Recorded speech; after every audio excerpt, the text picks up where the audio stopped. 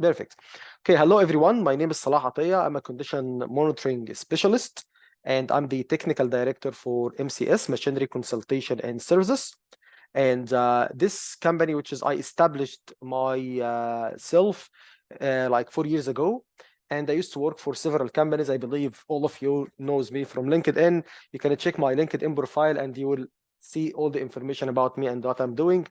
I'm level 4 vibration analyst, certified from Mobius Institute, and I'm working with Mobius Institute as instructor as well, teaching level 1, 2, 3, and 4 vibration analysis courses. And I'm level 3 certified in thermal imaging from Infraspection Institute, and level 2 certified in oil analysis from ICML, and certified maintenance and reliability for professional from SMRP, asset reliability practitioner from Mobius Institute. And I'm working in the condition monitoring for about 16 years now. Vibration data collection, analysis, oil sampling, and recently I'm specialized mostly in the turbomachinery, in working with the steam turbine, gas turbine, doing analysis for them, balancing, commissioning. This is my my passion and what I'm working really hard to improve. This is the Machinery Consultation and Services Summit, which we do it every year as online free sessions. Every session like 30 minutes, like 45 minutes. It's not a long one. We have 8 sessions this time. I was expecting to have more, but some people was at the last minute they was really very busy. I accept their apology, but all good. Today, we're going to talk about the transient state plots. Transient state plots is part of the advanced turbomachinery analysis course. With MGI, we have 3 turbomachinery courses, one called ATMA, or Advanced Turbomachinery Analysis, one called AMB, which is Advanced Machinery Balancing, and TDC, or Turbomachinery Data Collection. The 3 courses talking about everything you need to know in turbomachinery: the analysis and the commissioning, the balancing for turbo machines, and how to collect vibration data for turbo machines. Part from the advanced turbomachinery analysis course is the transient state plots, and this is what we're going to talk about today. In turbomachinery, you have 4 states. You have steady state, which is the machine running with fixed speed. So as a terminology between all the guys working turbomachinery diagnostics, when you tell someone that you did some data collection or you observe some vibration changes or vibration fault, he will ask you at which state, the steady state or the transient state. The 4 states are steady. The first one is the steady state, which is the machine running with constant speed. Even if the load is changing, we still call it steady state. The most important that the speed is not changing. The transient state is while the speed is changing, like on run up and coast down. You have stopped the third state, which is the machine not running at all. And in this case, the vibration you might observe, just give me 1 second, see if someone's sending something. Perfect. Good. This state, which is the machine is stopped, you might have some vibration transmitted from other machines to the running, to the stopped machines. You might have some preloads, or the fourth state, which is the slow roll speed, or the barring gear, or the rubbing speed, which is the machine running at very low speed, 100 RPM or below, which we call it zero speed, or between 100 to 800 or 1000 RPM, which we call it the slow roll speed. We run the machine on the slow roll speed for a long time to ensure that we have a thermal equilibrium or equal thermal distribution all over the rotor, and to ensure we will not have shaft bow or bent shaft. And we run the machine at the slow roll in the run up and run down to ensure that we will not have any rotor bow. The state we're talking about today is the transient state vibration data, which is really very important state. The transient vibration provide wealth of information that is not available from steady state. And like what we can get in this transient state, which we cannot get on the steady state. Number 1 is the ability to compare the vibration, amplitude, phase, shaft position at speed above and at and below the critical speed. And this is very important in diagnostics, and this is something we explain much more in detail in the course, like why we're very interested to see the vibration data or the transient vibration data and the run up and the coast down. Some of the things which is the thermal effect, which might affect our shaft. If we have shaft bow, bent shaft, if you have rub, for example, at the full speed, and this rub will cause hot spot, not heavy, not high, a hot spot on the shaft, and this hot spot will be transmitted to the shaft itself, causing the shaft to bow or to bend, and this will cause the effect of the synchronous force, and this will increase the 1x vibration, and you can observe this in the rundown. So when you compare the Bode plot data on the rundown to the run up, this is very, very important thing you have to do. The best signature of the overall rotor natural frequency can detect the natural frequency. The first critical speed, second critical speed, third critical speed. If you have bent shaft, if you have run out, if you have split resonance, all this information we can know. Just as important as the comparison listed above is the ability to compare the transient data before and after the problem exists. Because in the one of the things which is really you need to monitor, if you have rubbing, this rub will affect your natural frequency. If you have excessive clearance, this will affect your natural frequency. So the change of the what happened because of the rub and fluid instability, sorry, or excessive clearance, and how this will affect the natural frequency, increase it or decrease it. This will be a very good indication or very good information you're gonna get from the transient state data, especially like the Bode plot or the polar plot, because the change on the natural frequency will be due to change on stiffness, and the stiffness will be changed by rub or by clearance. So this is change on rubbing, or because of rubbing and effect on the stiffness, or clearance effect on the stiffness, both of them will change your natural frequency by increasing or decreasing. And this effect by increasing or decreasing, you will notice when you compare the Bode plot before and after the fault. So this is very important. The plots we monitor is like Bode plot. Bode plot, as we know, I'm going to talk about it very soon. The Cascade plot, the polar plot, shaft center line. We have the Cascade and we have the full spectrum Cascade. What's the information we're getting from the transient plot? Like vibration amplitude. You get the phase, the frequency, slow run speed or the slow run vector, the amplification factor. Very good to know the stability of the system. By the way, for the video, this video is recorded and I will put it on the YouTube channel. So if you couldn't record or if you have any, don't worry. We'll put it on the YouTube channel, but don't leave. Stay with me, okay? So the rotor mode shapes, the fault analysis, compensated and uncompensated plots, heavy and high spots.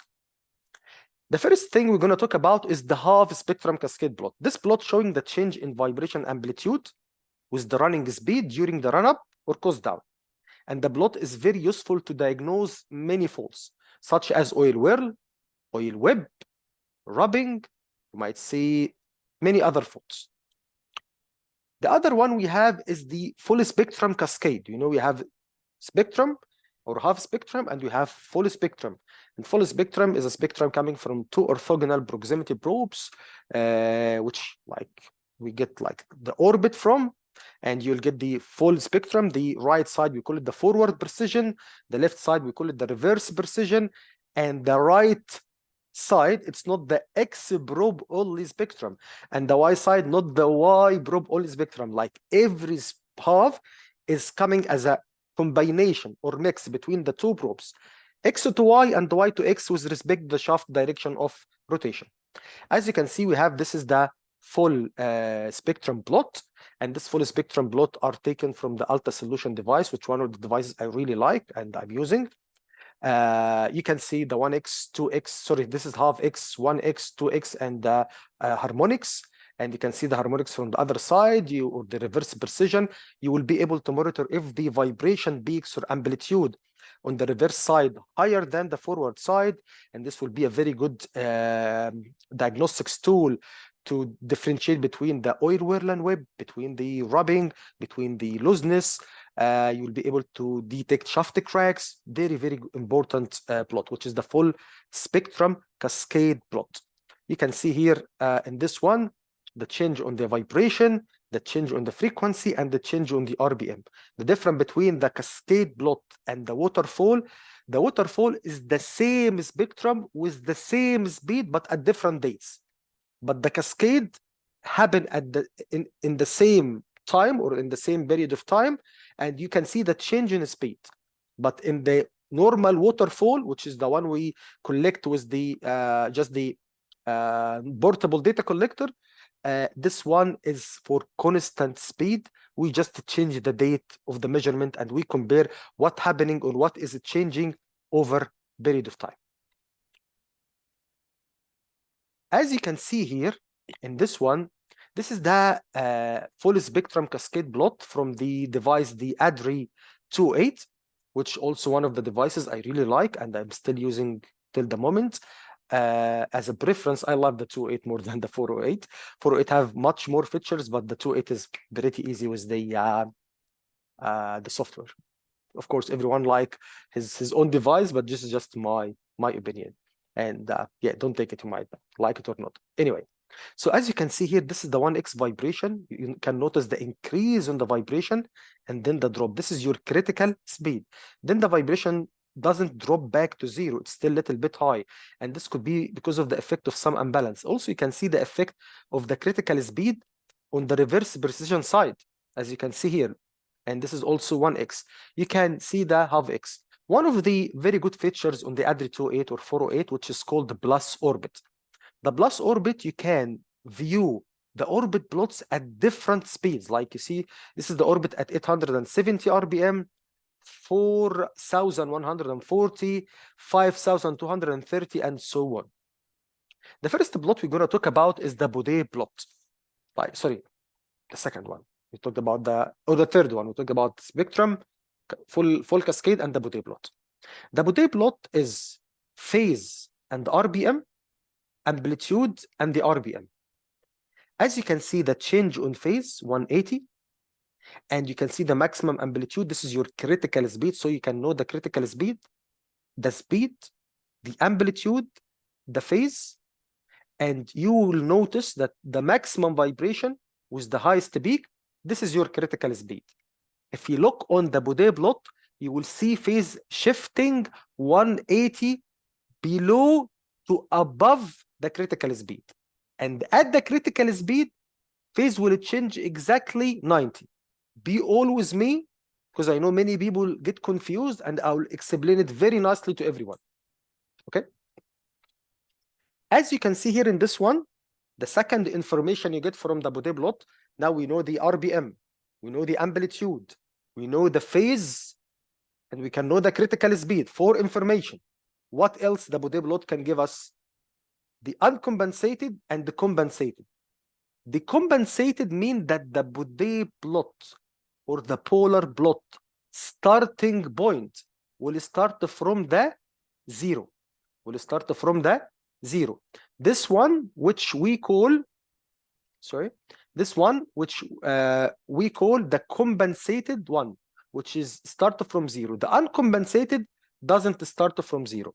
What is the reason for that? You might have some slow roll, you might have some eccentricity, you might have some electric run out, you might have some mechanical run out, and this will cause the zero speed. And by the way, when we say zero speed in turbomachinery, this means 100 RPM or less. This is your zero speed. So if your running speed is 99 RPM or 100 RPM, we consider it zero speed.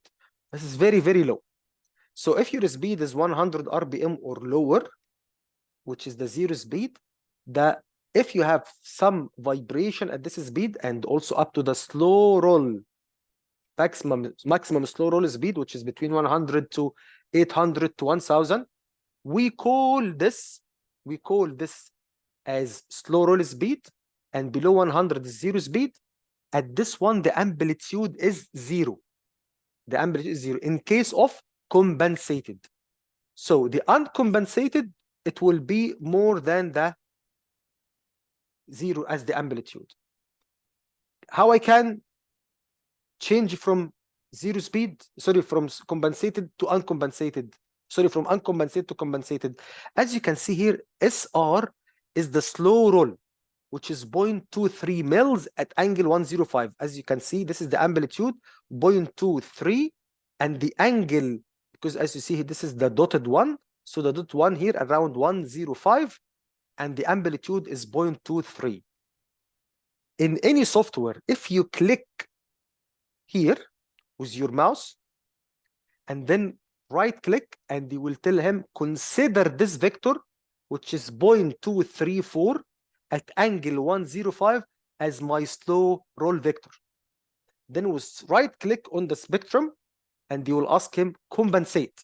So he will subtract this slow roll vector from the original signal, and this will drop it to 0 as your starting point on the Bode plot. The slow roll here, the slow roll speed mostly between 100 to 800 RPM. The most important thing to know the slow roll, not the zero speed. Talking about the slow roll now. The slow roll, you will see the amplitude almost constant and the phase almost constant. Like you will not see any fluctuation or a change in amplitude or no changes in the phase. And we consider this the slow roll speed. In this slow roll speed, if it is with very high amplitude, that's worrying. It could be because of many faults, and you need to be very careful about this. So it's important when you see the Bode plot to see the amount of vibration at the slow roll.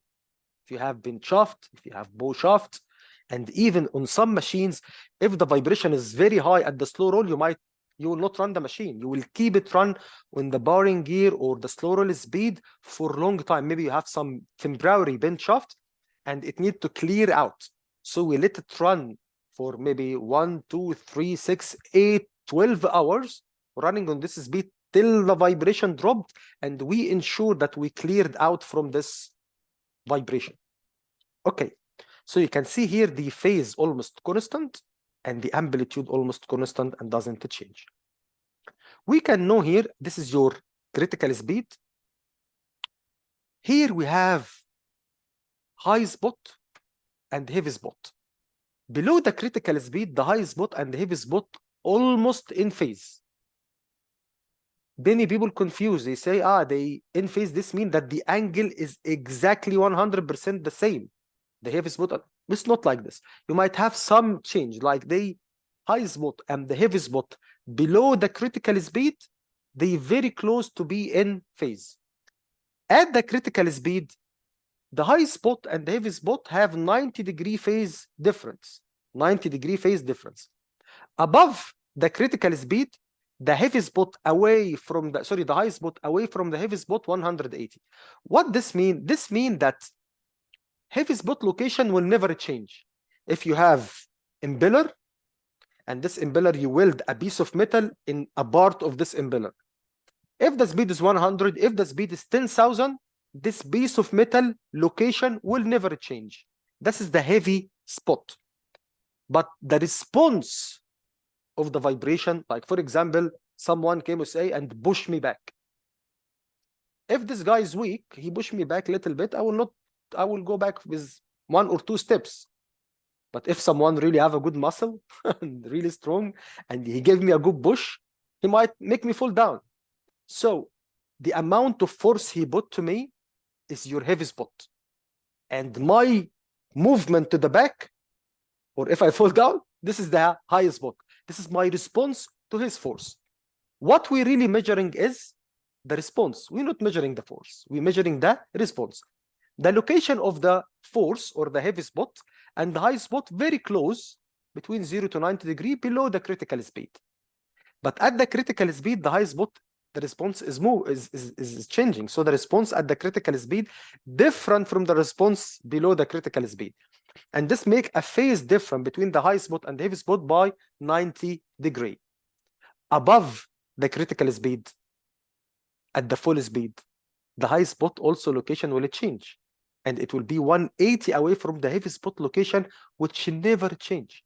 So you have the critical speed here away 90 degrees from heavy spot, and sorry, you have the high spot here at the critical speed 90 degrees away from the heavy spot, and you have the high spot above the critical speed 180 away from the heavy spot. And this is your critical speed with the maximum vibration. The same in phase 90 degree 180.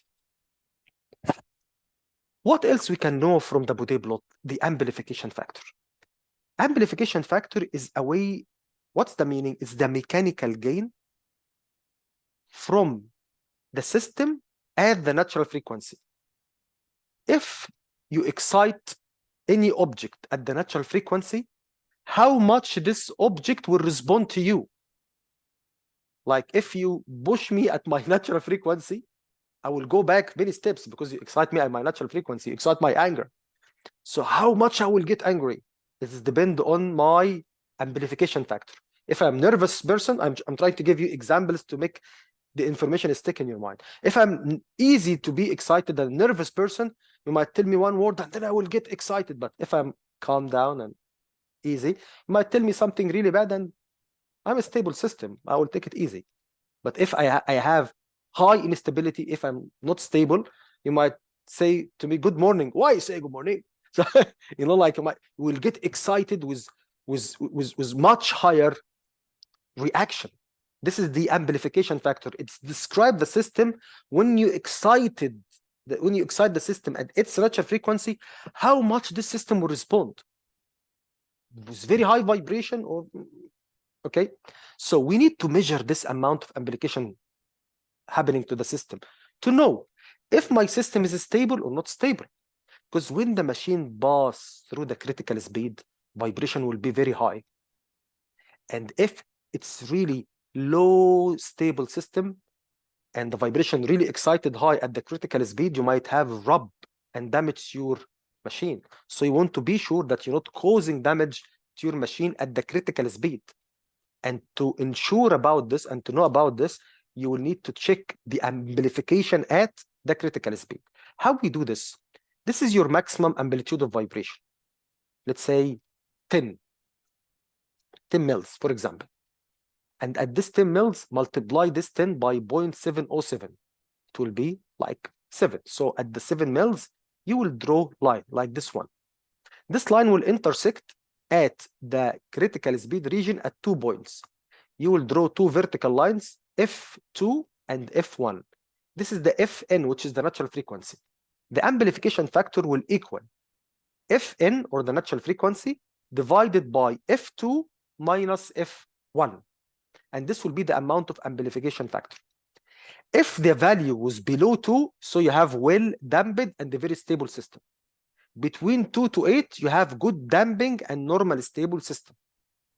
The amplification factor between 8 to 15, poor damping, moderate stable system.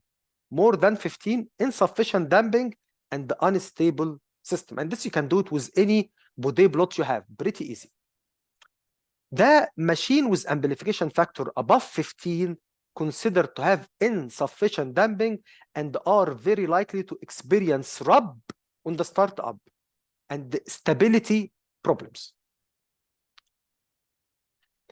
The next plot we're going to talk about is the polar plot or the Nyquist plot. The polar plot is the 2 Bode plots in just one plot.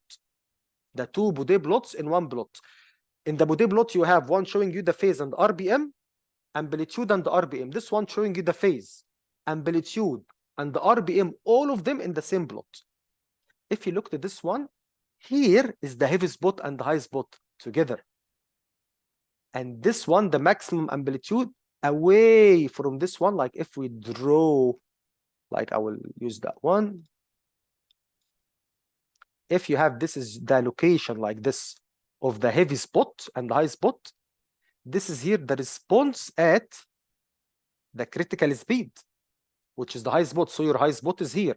You see the high spot is away from the heavy spot by 90 degrees. This is the response vector above the critical speed, which is away 180 from the location of the heavy spot. That's why we use the polar plot in balancing. Why is that? If I can know the location of the heavy spot, against it, I will put my trial weight or correction weight. Please be careful because many people get confused. The relation between the heavy spot and the high spot, which is heavy spot and high spot, are in phase below critical speed, 90 degree at critical speed, 180 above the critical speed. This relation is only applicable for displacement measurements, not velocity, not acceleration. The relation between the heavy spot and the high spot with velocity or acceleration is different from the displacement. Because many people just, I know all of you knows about it, but some people just get confused. Okay. Let's clear all drawings. Perfect.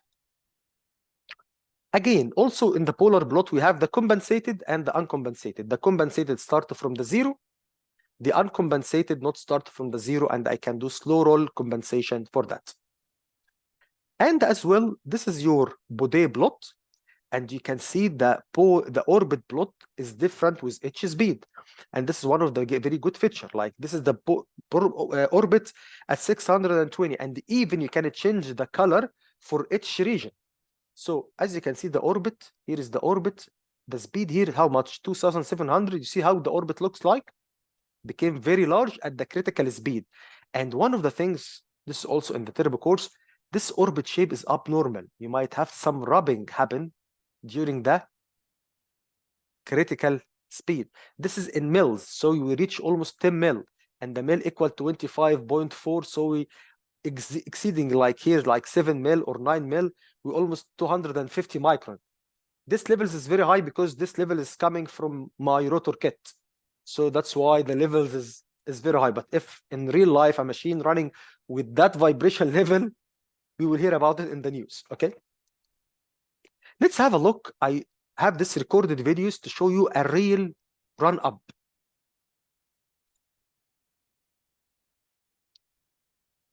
As you can see here, this is the Bode plot, this is the orbit, this is the full spectrum, and this is the reading, the direct reading. This is the voltage gap between the proximity probe and the shaft, the 1x vibration, the phase, 2x vibration. Phase here giving you not applicable, because if you have your vibration amplitude less than 10 microns, it gives you not applicable. And you can see here the phase and the RPM, amplitude and RPM. Let's have a look here. See what's happening. Now the speed is increasing. You can monitor the speed here from here, 4,100. You can see the orbit shape, how the orbit amplitude is increasing.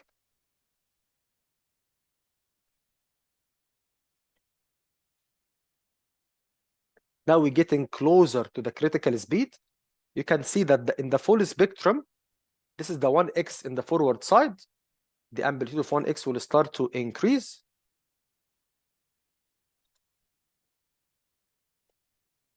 The speed here, 5,100. The orbit, as you can see. Now, you see the amplitude start to get crazy. Going to the critical speed, the orbit shape getting bigger and bigger. Oh, stop here. I will pause. Now you see, this was your first critical speed. But because the second critical speed happened with very high amplitude, the effect of the first critical speed is very small comparing to it. You can see the orbit, circular orbit, with forward precision blank to bright in the same direction of the shaft rotation, with 1x vibration on the forward precision full spectrum side, with the very increase on the vibration level, direct vibration up to 461 microns peak to peak, the 1x vibration 455. This is from the rotor kit. You will never see it in a real machine. That would be a disaster. And let's continue. Now we passed the critical speed, things came back to normal. And the vibration dropping, and we came back to normal. Now with this one, as you know, this is the Bode plot. You know what happened on the critical speed, the second one, the first one. You can compare the orbit to it. This is the full spectrum, but you also can see the Cascade plot full spectrum. And now, after this, levels dropping, if we stop the recording for the critical speed, you can see here when we come back. Yep, this is the Bode plot for the 4 sensors. You can see here the phase, very classic. You see the phase is shifting 180, and you see at the critical speed what the phase doing, exactly shifting 180, and here shifting 180. Very, very classic. This is your first critical, second critical, but the second critical happened with very high amplitude. From this Bode plot you can know many information. And also you see this is your polar plot.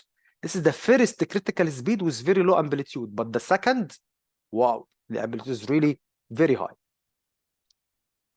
You see, this is the second critical speed in your polar plot, also very clear. You can see this is the polar plot.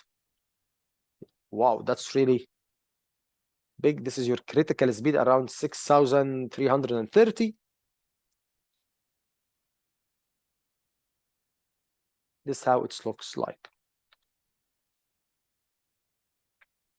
What else we can know from the Bode plot? We can know the anisotropic phenomena, which you will have a split resonance. How many critical speed here?